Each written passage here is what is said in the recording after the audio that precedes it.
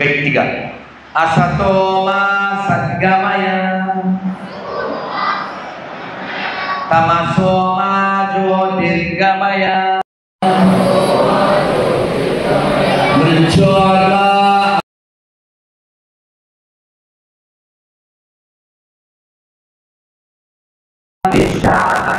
శాంతి.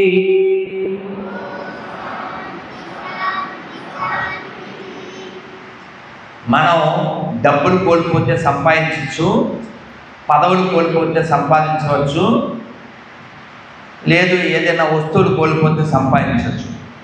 కానీ మనశ్శాంతి కోల్పోతే అంత తొందరగా సంపాదించడం. మనీశాంతి ఉంటే మంచిది, కానీ దానికంటే ముఖ్యంగా మనశ్శాంతి. దాన్ని కోల్పోవడానికి ఏ ప్రయత్నం చేయకండి. మనశ్శాంతిగా ఉంటే మనం చాలా సాధించినట్లే.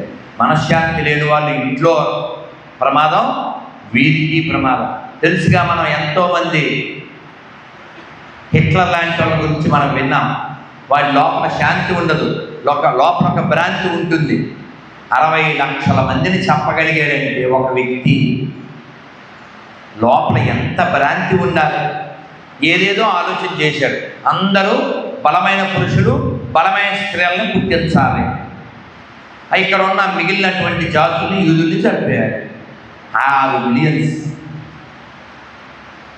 ఇంకొకడు దాదాపు 2 కోట్ల మందిని చంపేశాడు. ఒక్క ప్రాణం పోయగలమా మనం? ప్రాణం తీయడం వేరు. ఇప్పుడు బంగ్లాదేశ్లో పరిస్థితి చాలా భీతావహం. బండరాలు వేసి చంపేస్తుంది. స్త్రీల గురించి అయితే మాట్లాడగలరు. కాబట్టి ఈ ప్రపంచం సేఫెస్ట్ ప్లేస్ అయితే కాదు. భగవద్గీత చాలా స్పష్టంగా చెప్తుంది, దుఃఖాలయం అశాశ్వతం. కాబట్టి ఈ ప్రపంచంలో మనం చాలా బాగుండాలి అని కోరుకుంటే, అలా ఎప్పుడు నవ్వుతూ ఉండేటువంటి వాడు భగవంతుడు. ఆయన మన లోపల ఉన్నాడు అని మనం గుర్తించాలి. ఆయన ఉన్నాడని గుర్తించి గర్వించాలి. భయం లేనివాడు ఎలా ఉంటాడు? రాముని వారము మాకేమి విచారము, రామా నీదే భారము, దాశరథి నీవే మాకాధారము. ఎలా మీ జీవితం ఎలా నడుస్తుంది అని అడిగారు శేషప్ప కవిని. ఆయన ధర్మపురి నరసింహస్వామి గుడి దగ్గర ఉన్నారు. ఆయన అన్నారు, అడవి పక్షులకెవ్వడాహారమిచ్చెను, మృగజాతికెవ్వడు మేత పెట్టే, పనులకెవ్వడు సగి పచ్చి పూరి,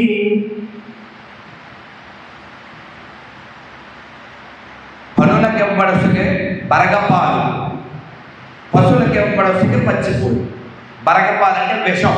పాముల లోపల విషం ఎలా వచ్చింది? ఇన్ని లక్షల పక్షులకు ఆహారం ఎక్కడి నుంచి వస్తుంది? ఇన్ని కోట్ల జంతువులకి ఎక్కడి నుంచి వస్తుంది? ఎవరు పెడుతున్నాడు? ఎవరు పెడుతున్నారు? ఎవడు సృజించాడో వాడే పెడుతున్నాడు. మనమంటే స్విగ్గీలో, జొమాటోలో ఆర్డర్ చేసుకుని ఏవో చేసుకుని బతుకుతున్నాం. మిగిలిన జంతుజాలం కేవలం ప్రకృతి పైన, పరమాత్మ పైన ఆధారపడింది. అదే మనం కూడా పరమాత్మ మీద ఆధారపడి మన పని మనం చేస్తుంటే, భగవద్గీతలో చెప్పినట్లుగా, అర్జున నీవు యుద్ధం చేయకుండాను ఇక్కడ బతుకగలవారు ఎవరు లేరు అన్నాడు. అంటే ఏమిటి? ఒక్కసారి కమిట్ అయితే నా మాట నేనే విన్నాను అని చెప్పినట్టు. అంతే కదండి. అర్జునుడు చేయకపోయినా ఇక్కడ యుద్ధం జరుగుతుంది. కేవలం అర్జునుడికి మంచి పేరు తేవడానికి మాత్రమే ఆయన్ని అక్కడ నిమిత్త మాత్రంగా పెట్టుకో. అందుకు చెప్తాడు, నిమిత్త మాత్రం భవ సవ్యసాచిన్. కాబట్టి మనం అందరం ఇక్కడ జంజాటం లేకుండా జీవించాలి. ఎవరితో వైరొద్దు, వైరం కూడా వద్దు. వైర్ అంటే కనెక్టివిటీ, వైరం అంటే గొడవ. ఎవరిని నిన్న నారాయణ అమ్మతో మాట్లాడుతుంటే అమ్మ చెప్పారు చాలా మంచి మాట. మనలో కొందరికి ఒక విధమైనటువంటి అహంకారమే అనండి, లేకపోతే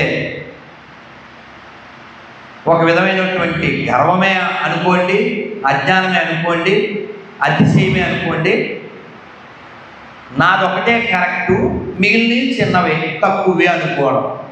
అలా అనుకోవడం వల్ల మిగిలిన వాళ్ళని హేళన చేయడమో లేదా వాళ్ళకి అపరాధం చేయడమో చేస్తూ ఉంటాం. కాబట్టి మనం అలా చేయకూడదు. మనం చాలా విశాల దృష్టి కలిగి ఉండాలి. ఇప్పుడు మనం ఏం చెప్పుకున్నాం? అసతోమ సద్గమయ అంటే అసత్యం నుంచి సత్యం వైపుకి వెళ్ళాలి. ఇప్పుడు మనం పాడుకున్నాం, సత్యము సత్యము సకల సురలలో నిత్యుడు శ్రీహరి నిర్మలుడు.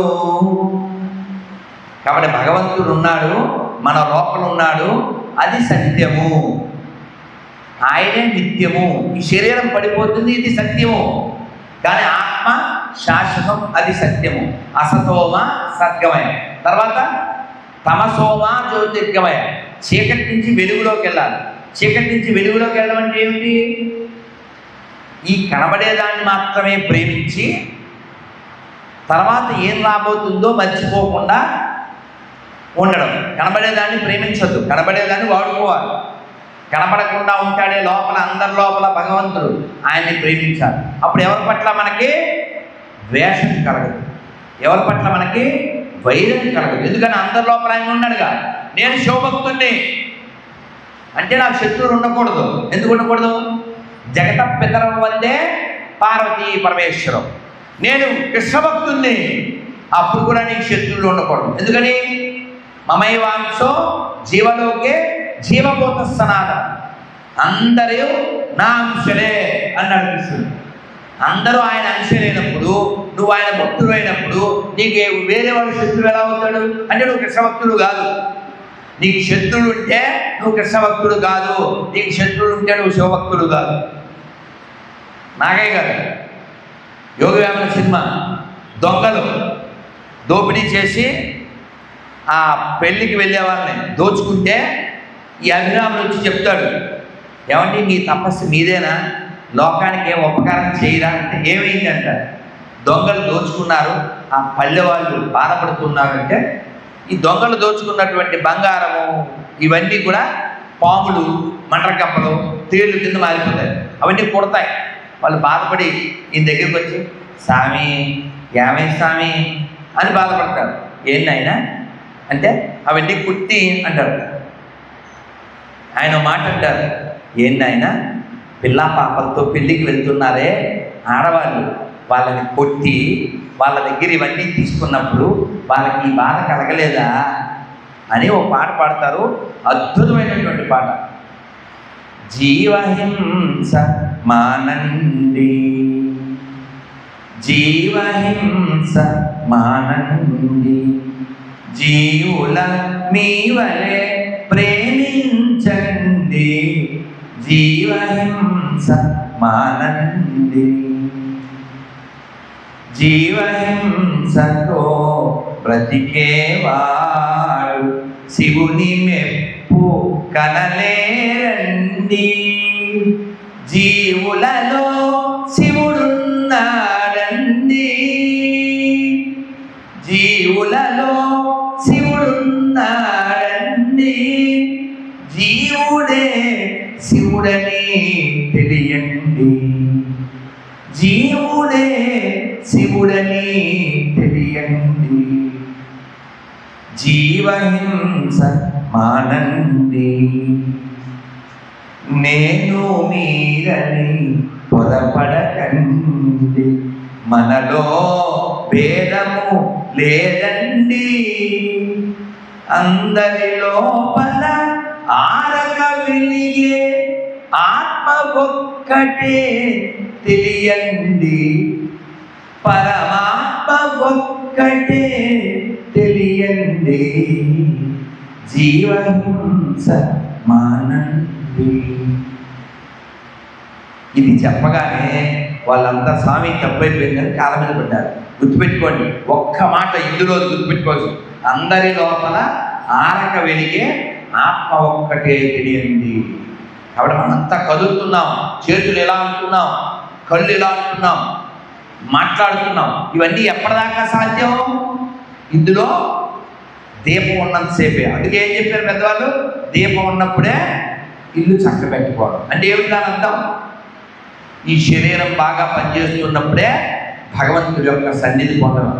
నువ్వు ఏ పదవిలో అన్నా ఉండు, ఏ పొజిషన్లో అన్నా ఉండు, ధర్మాన్ని విడిచిపెట్టకూడదు, ధర్మాన్ని నచ్చుకోకూడదు.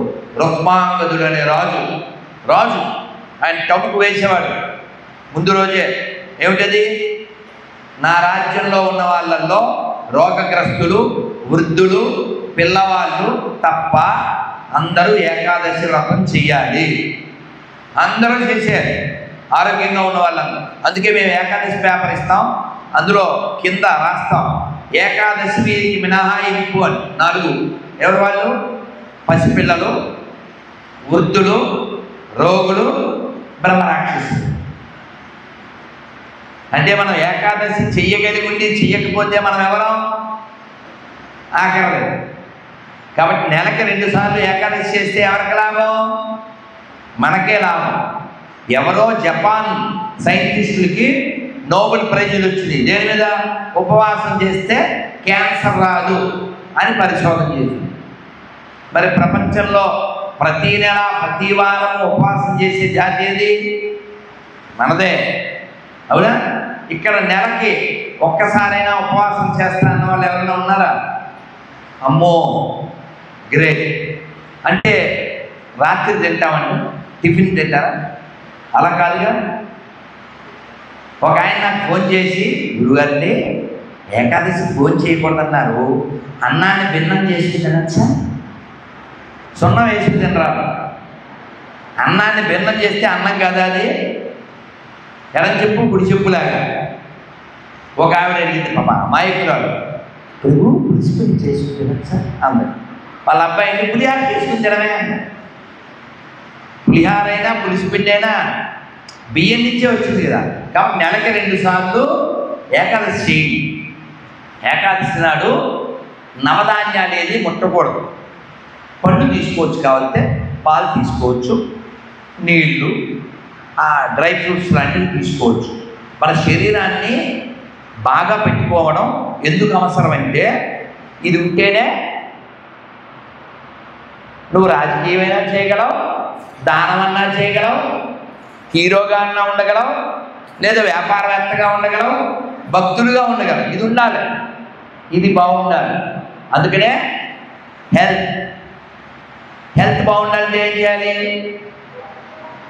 సూర్యుడు వెళ్ళాక తినకూడదు. తెలుసా మీకు? ఓ గురువు గారిని అడిగారు ఎవరో, రైల్వే స్టేషన్, రైలు వచ్చేస్తుంది తొందరగా ఏదన్నా చెప్పండి అని. ఇన్స్టెంట్ ఉపదేశం. ఆయన ఒకసారి గాలిపించుకుని, అయితే విను, ఎప్పుడు పడితే అప్పుడు, ఎక్కడ పడితే అక్కడ, ఏది పడితే అది, ఎలా పడితే అలా, ఎందుకు పడితే అందుకు, వెనకో కనకో తినకో అని ఏమన్నారు? నితీష్ ఏమన్నాను?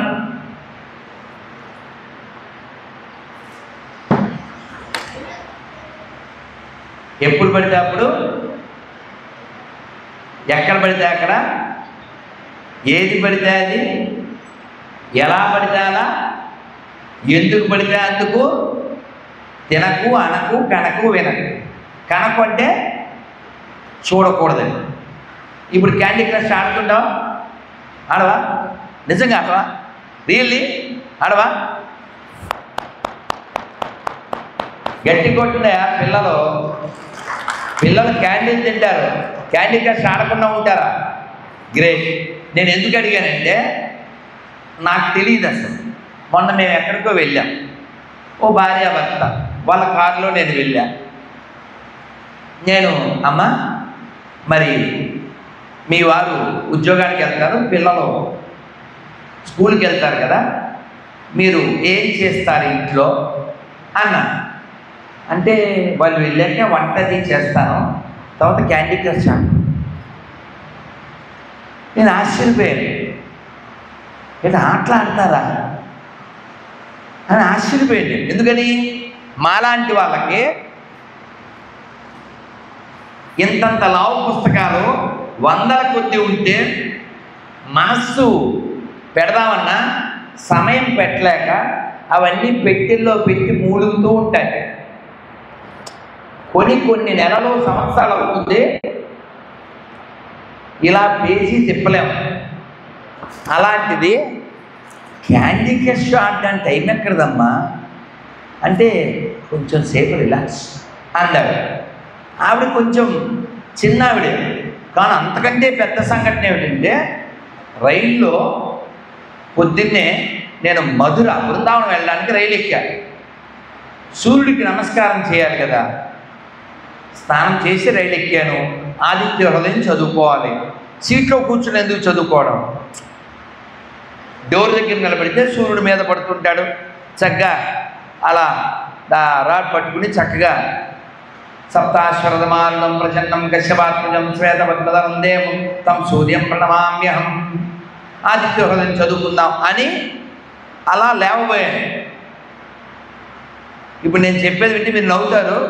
అలా లేవబోతే ఎదురుగా దాదాపు 70 ఏళ్ళు ఉండే పెద్ద ఆవిడ, వాళ్ళ ఆయన గారు హైలీ ఎడ్యుకేటెడ్ ఆవిడ, సెల్ ఫోన్ చూస్తుంది. నర్తన శాలో, లవకుశో, సీతారామ కళ్యాణమో, నో మొసల్దే కానీ సబ్జీ తిని పబ్జీ ఆడుతుందండి. నేను స్టన్ అయిపోయాను. ఏం చేస్తున్నారు మీరు అన్నా.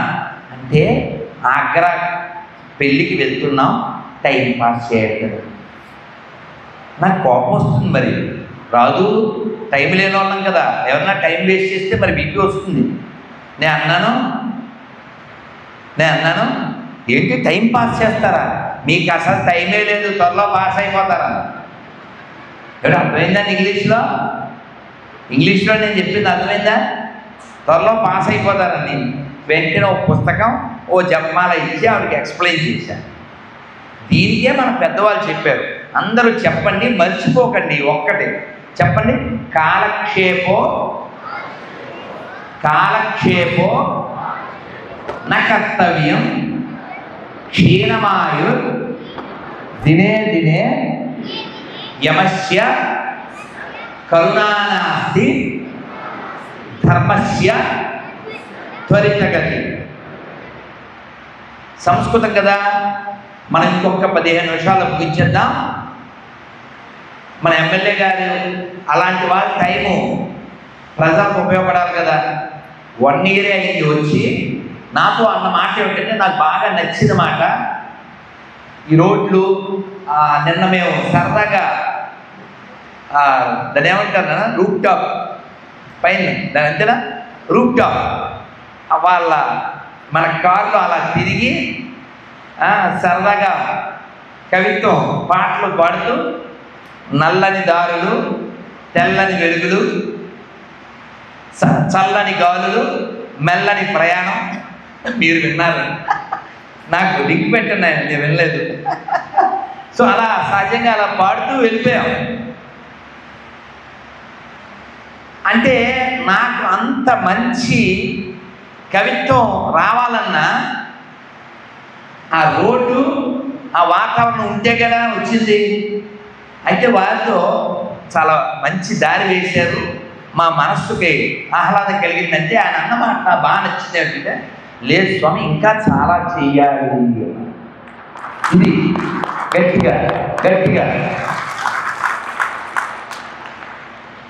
మా పెద్ద స్వామి వారు ప్రభుపాద వారి దగ్గరికి వచ్చి, ఇవాళ నేను 100 భగవద్గీతలు డిస్ట్రిబ్యూట్ చేశాను అని ఎవరైనా ఒక శిష్యుడు చెప్తే శభాష్ అనేవారు కాదు. శభాష్ అంటే వాడికి ఏదో కదా అనేవారు కాదు. ఏమనేవారు? డబ్లింగ్ అనేవారు. డబ్లింగ్. మర్నాడు అతను వచ్చి, గురుగారు ఇవాళ 200 భగవద్గీతలో అని. అప్పుడు ఏమనాలి? వెరీ గుడ్ అన్నారుగా. మళ్ళీ డబ్లింగ్. 1000 MA doubling, 10,000 doubling. అని ఎంత చేసినా చెయ్యలేదు అనే భావం కలిగిన వాడే లోకానికి ఉపకారం చేస్తాడు మన జగన్మోహన్ గారు. ఇంకా చెయ్యాలి ఈ భావన లోకానికి ఉపకారం చేస్తుంది. ఆల్రెడీ చేశాను అనుకోవడం కాకుండా, లేదు ఒక కథ చెప్పినా సరదాగా ఎంజాయ్ చేస్తారా? కలియుగం కదా, ఎక్కువ మంది ఎలాంటి పరిస్థితిలో ఉంటుంది అంటే, ఓ రాజుగారిని అంటే మీరు అర్థం చేసుకునే భాషలో ఈజీగా చెప్పాలంటే బిల్డప్ బాబాయ్ అంటే తెలుసు కదండి, ఇప్పుడు బాగా కనెక్ట్ అవుతారు. ఈ రాజు ఒక ఆయన బిల్డప్ బాబాయ్, అది కనిపెట్టాడు ఎవడో. సార్ మీకు మేము ప్రత్యేక వస్త్రాలు, దేవతా వస్త్రాలు నేస్తాం అన్నాడు. దేవతా వస్త్రాలు అంటే దేవతలు వేసుకునే వస్త్రాలు. మనవాడు బిల్డప్ బాబాయ్ కదా, దానికి ఏం కావాలండి అని. ఏమీ లేదు సార్, ఒక పెద్ద హాలు, అందులో మాకు ఏర్పాట్లు, ఓ బస్తా పిస్తా. వాడేమో ఇది తెచ్చాడు. ఏమిటిది? చెరక, మగ్గం. ఇది పవిత్రులైన వారికి మాత్రమే కనబడుతుంది అన్నాడు. ఫిట్టింగ్ అంటే ఇదిగా రాజుగారు వీళ్ళకి అన్ని ఏర్పాట్లు చేశారు. కాన, పీన, సోన, కూర్చున్నాయి కన్న. వీడు తింటున్నారు, ఉంటున్నారు, తాగుతున్నారు, తిరుగుతున్నారు. రాజుగారు వచ్చినప్పుడు మాత్రం ఇలా అంటుంటాడు. అక్కడ ఏం లే. వీడేమంటాడు తెలుసా? రాజా చూసారా ఎంత మృదుగా ఉన్నదో ఈ వస్త్రం, చూసారా అంటాడు. అక్కడ ఏం లేదు. ఇప్పుడు లేదు అన్నాడు అనుకో, అపవిత్రుడా, మూర్ఖుడా, మొట్టమొట్టుకోకంటే. అలాగా వీడు అపవిత్రుడు అంటాడేమో అని వీడు కూడా అక్కడ ఏం లేకపోయినా ఏం లే, వాడు బిల్డప్, వీడో బిల్డప్. ఇలా మొత్తానికి నెలల కొద్దీ తినేసారు, అయిపోయింది. ఫైనల్గా రాజా ఈరోజు మీకు దేవతా వస్త్రాలు ధరింపజేస్తాం, రేపు బాగుంది, అంబారీ మీద వచ్చేయండి అన్నాడు. వాడు బట్టలు వేసుకుని అంబారీ మీద వచ్చి దిగి వీళ్ళ దగ్గరికి వచ్చాడు. అందరూ రాజ్యంలో అందరూ వచ్చారు. రాజుగారు దేవతా వస్త్రాలు వేసుకుంటారు, అవి ఎలా ఉంటాయో చూడాలి. వీడు ఆ ఉన్న బట్టలు వదిలిపెట్టేమని చెప్పి, ఇప్పుడు ఇతను పుట్టినరోజు పాపాయిలా ఉన్నాడు, ఇలా పట్టుకోండి, చెయ్యలా అని రైట్లా చెప్పండి, చేయలా. ఏం లే, అసలు ఏం లేదండి. వాడి యాక్షను, వీడి రియాక్షను. చెయ్యలా అంటే అంటున్నాడు, కొంచెం మెడ దగ్గర అంటే అసలు ఏం లే. వాడి యాక్షను, వీడి రియాక్షను. అలా మొత్తానికి ఏమీ లేకుండా వాడి పుట్టినరోజు పాపాయిని తీసుకెళ్ళి ఎక్కడ కూర్చోబెట్టేది? 7 పైన కూర్చోబెట్టారు అంబారీ మీద. అందరు వస్తారు కదా, అబ్బా పొద్దున్నే వీడేంటి ఏంట్రా అనుకుని చూడలేక చస్తుంటే, అలాంటి స్థితిలో మనం అంటే పెద్దోళ్ళు మాట్లాడలేకపోవచ్చు, కానీ పసిపిల్లలకి మరి లోపల కల్మషం ఏముండదుగా.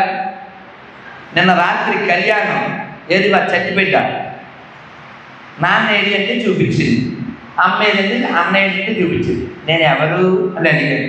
ఏం చెప్పింది? అని. పిల్లలు దేవుడు కదా, పవిత్రమైన మనసు కదా.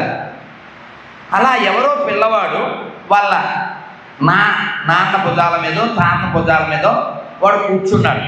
కూర్చుని ఏదో రాజుగారు దేవతా వస్త్రాలు చూద్దాం అనుకున్నాడు. వీడు అలా బట్టలు లేకుండా దాని అంత ఎత్తులో కూర్చుని కనబడితే వీడుండి, తాత వీడు రోత, వీడు బట్టలు వేసుకోలేదు, చీ అన్నాడు. ఆ పిల్లవాడు గట్టిగా అలా అనేసరికి మిగిలిన వాళ్ళకి ధైర్యం వచ్చింది. చేతికి ఏదో తీసిరేశారు, వాడు సిగ్గుపడ్డాడు, లోపలికి వెళ్ళాడు. ఇక్కడ హీరో మోసం చేసిన వాడు కాదు, ఈ బట్టలు లేకుండా బుద్ధి లేకుండా ప్రవర్తించిన రాజు కాదు. అక్కడ జరుగుతున్న నగ్న సత్యాన్ని, నగ్నంగా ఉన్న రాజుని, అదిగో వాడు బట్టలు వేసుకోలేదు అని గట్టిగా చెప్పాడే పిల్లవాడు, వాడు హీరో. అలా సత్యాన్ని మనం చెప్పగలిగితే ధర్మం నిలబడుతుంది. మనం చెప్పాలి. మనమేమో మనకి ఎందుకు లేక మనం ఏమన్నా అనుకుంటారే, అలా ఎన్ని జీవితాలు పాడైపోతాయండి. ఒక మాట చెప్పి చూడొచ్చు కదా, ఒక మాట అనొచ్చు కదా. మన తిరుమల వెళ్ళాను, అక్కడ జేఓ కలిశారు. సార్ ఇవి కొన్ని సమస్యలు అని చెప్పాను. నాకు గట్టిగా వారం అవ్వలేదు, చైర్మన్ గారి ఫోన్ వచ్చింది, ఆ సమస్యలు సాల్వ్ అవుతున్నాయి. ఒకటి ఏమిటంటే పుస్తకాలు ఇవ్వాలి. తిరుమల వచ్చేవాళ్ళు దేనికి వస్తున్నారు? దండం పెట్టుకుని అన్నం తిని వెళ్ళిపోవడమేనా? వాళ్ళకి ఏమి జ్ఞానం ఇవ్వక్కర్లేదా? అది మన ప్రయారిటీ కదా, పుస్తకాలు పంచడమో అమ్మడమో చేయండి అన్న. ఆయన ఏదో చెప్పారు. మొత్తానికి అది చైర్మన్ గారి దగ్గరికి వెళ్ళింది. నేను ఒక ఇంటర్వ్యూలో కూడా చెప్పాను, నాకు కాల్ వచ్చింది, వీడియో కాల్లో చూపించారు. ఆ బుక్కులు పంచిపెడుతున్నారు. Temple is a place for learning. మనం వెళ్ళామంటే ఏదో నేర్చుకోవాలి. అలాగే ఇంకోటి చెప్పాను, ఆ కంపార్ట్మెంట్లో ఫ్యాన్లు ఎప్పుడు వేశారు, ఆ కంపార్ట్మెంట్లు ఎప్పుడు కట్టారు? పెద్ద ఎన్టీఆర్ టైంలో. అవే ఫ్యాన్లు అనుకుంటావి, పెద్ద గోల్ చేస్తుంటాయి. ఎవరైనా మాట్లాడుకుంటే వినపడదు, భజన చేస్తే వినపడదు. ఆయన శాస్త్రి గారు చెప్పారు, స్వామి అన్నం పెడుతున్నాం కానీ గమనించలేదు, మార్చేస్తాం. ఎందుకంటే దేవాలయానికి మనం ఎందుకు వెళ్తాం? ప్రశాంతతకి, ఆనందానికి. తిరుమలలో ఉండేటువంటి స్వామివారి శాంక్టోరియాన్ని ఏమని పిలుస్తాం? ఆనంద నిలయం. ఏమంటే ఒక్క క్షణం చూస్తే ఎంత ఆనందపడిపోతాం కదండి. అన్నమయ్య స్వామితో ఏం చెప్పారు? ఎన్ని సంకీర్తనలు రాశారు అన్నమయ్య? 32,000. మనందరం అన్నమయ్య గొప్పోడు అంటాం, నో డౌట్. కానీ నేనేమంటానంటే, మనం అన్ని అన్నమయ్య పాటలు పాడుకోవడానికి, చదువుకోవడానికి, వినడానికి కారణం ఎవరో తెలుసా? ఒక హృదయం కలిగిన రాజు. ఎవరైనా? సాలవ నరసింహ భూపతి. కదా కదా కదా. ఆయన రాసిన వాటిని రాగిరేకుల మీద రాయించి దాచిపెట్టకపోతే మనకు వచ్చేవా? రాజకీయం చేస్తే 100 ఏళ్ల తర్వాత కూడా గుర్తుపెట్టుకోవాలి, అది రాజకీయం. అందుకే రాజకీయం ద్వారా మేళ్ళు సంపాదించడం, కార్లు సంపాదించడం, డబ్బు సంపాదించడం కాదు. వెళ్ళిపోయిన కొన్ని 100 సంవత్సరాల తర్వాత కూడా లోకానికి ఉపకారం, అది జీవించడం అంటే. 600 ఏళ్ళు అయిందండి అన్నమయ్య వెళ్ళిపోయి, సాలవ నరసింహ భూపతి వెళ్ళిపోయి 600 ఏళ్ళు అయింది. మనం ఇంకా పాడుకుంటున్నాం. ఆ రాగిరేకు ఒక్కొక్కటి ఎంత ఉండే, ఇంకా ఉన్నాయి కొన్ని తెలుసా? తిరుపతిలో ఇంకా ఉన్నాయి ఆ రేకులు. ఒక్కొక్కటి కేజీ 10 కేజీ ఉండేవి కూడా ఉన్నాయి. దురదృష్టం ఏంటంటే తిట్టకూడదు మన వాళ్ళని. కొన్నింటిని కరిగించి అమ్మేసుకోవడాలు, తెప్పేలాలు, బకెట్లు అయిపోయినాయి కూడా. చాలా బాధాకరం. కానీ మిగిలినటువంటివి వేలు ఉన్నాయి. అందులో మొన్న వెళ్ళిపోయారు మనందరికీ అపర అన్నమయ్యగా గానం చేసిన గరిమెళ్ళ బాలకృష్ణ ప్రసాద్ గారు. అందుకే అన్నమయ్య చెప్పిన దాన్ని మనం ఒక్కటి గ్రహించి, మనం అన్నం తింటున్నందుకు, అది అన్నం ఇచ్చినట్టు భగవంతుడికి మనం కృతజ్ఞత చూపుతా. అన్నమయ్య ఏం చెప్పారు? 38,000 సంకీర్తనలో అన్నీ తిరుమల ఎవరు వెళ్ళలేదు, ఇక్కడ అందరూ వెళ్ళారుగా. ఆ విమాన వెంకటేశ్వరాన్ని చూసి వచ్చాక కొంచెం ముందుకు వచ్చాక కుడి పక్కన హుండీ ఉంటుంది. హుండీకి ఎదురుగా ఏముంటుంది?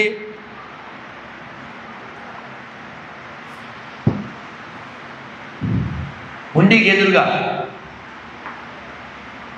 రామానుజులు వారు ఉంటారు. గమనించారా? రామానుజులు వారు. ఆ రామానుజులు వారికి మెట్లెక్కడానికి ముందే సబేర అని ఉంటుంది. స్వామివారి వస్త్రాలు అవి లోపల పెడతారు. దాని పక్కనే ఉంటుంది. ఏమిటది? ఒక్క సంకీర్తనే చాలు వదికై మము రక్షింపగా, తక్కినవి ఈ బండ దాచి ఉండని. వెక్కసమగుని నామము, వెక్కసమగుని నామము, వెల సులభము ఫలమధికము, దిక్కై మమ్మేలితివి తీరని నాధనమయ్యా. దాచుకో దాచుకో నీ పాదాలకు తగనే చేసిన పూజనివి హరి. ఒక్క సంకీర్తన చాలు మమ్మల్ని రక్షిస్తుంది అన్నారు. మన రక్షించేటువంటిది ఆ సంకీర్తన. సంకీర్తనలో ఆయన ఏం చెప్పారు?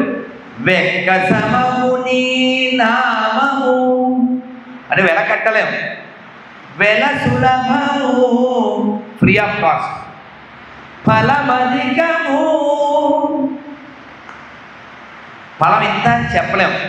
కాబట్టి మనమందరం కూడా ఆ సులభంగా లభించినటువంటి, ఖర్చు పెట్టకుండా లభించినటువంటి నామాన్ని అనడానికి మనకి నాలిక ఇవ్వబడింది.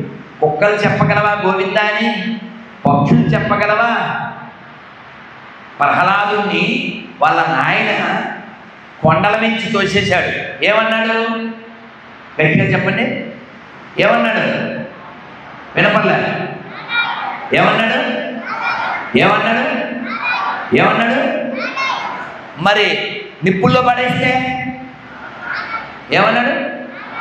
మరి విషం ఇప్పిస్తే, ఏడుగులతో తొక్కిస్తే, పావులతో కనిపిస్తే, సింహాల ముందు పడేస్తే, కత్తులతో నరిగితే, కొరడాలతో కొడితే, ఏం చేసినా, ఎప్పుడైనా, ఎక్కడైనా నారాయణ, సౌండ్ రావట్లేదు, నారాయణ నారాయణ. ఎందుకు ఇంత గొంతు చించుకోవాలో చెప్పనా? రేపు మన గొంతులో ఎవడైనా తులసి తీర్థం పోసేటప్పుడు నారాయణ అనరా అంటే అనగలగాలి. వాడెవడో పాపిస్తోడు, ఎప్పుడు గుడికి వెళ్ళలేదు, వాడు పోయే ముందు కనీసం పుణ్యం వస్తున్నారు అరే నారాయణ అనరా ఎందుకంటాడు? వాడు మీలాగేమీ కూర్చుని విని నారాయణ అన్న పుణ్యాత్ముడు కాదు, గుడికే పోలేదు, పాపిస్తోడు. అయినా సరే ఈ పెద్ద మనిషి మనస్సుకి అయ్యో వీడికి ఎట్లయినా పుణ్యం తేవాలని చెప్పి నార తీసుకొచ్చాడు. దాని నార ఇదేంటో చెప్పు అన్నాడు. ఇది పాపిస్తోడు ఏం చెప్పాడు? నార అన్నాడా? సగమన్నా అంటాడు కదా నారాయణలో, నార అంటే పుణ్యవద్దంటే. ఇది పీచు అని చెప్పాడు. నువ్వు అభ్యాసం చేయకపోతే ఎలా వస్తుంది చెప్పండి. కాబట్టి మరణం ఎప్పుడో వస్తుంది అనుకోకండి. అది వాళ్ళ రాత్రి రావచ్చు, వారం తర్వాత రావచ్చు, సంవత్సరం నెల తర్వాత రావచ్చు. కాబట్టి తెలివైన వాళ్ళు, బుద్ధిమంతులైనటువంటి వాళ్ళు ఏం చేయాలి? ఎప్పుడు లోపల భగవన్నామాన్ని అనుకుంటూ ఉండాలి. ఒక్కసారి చక్కగా చెప్పండి. రెండు చేతులు ఎత్తి మనం చక్కగా అందరు రెండు చేతులు పైకెత్తి శరణాగతి భావంతో చక్కగా నారాయణ నాలో ఉన్నాడు,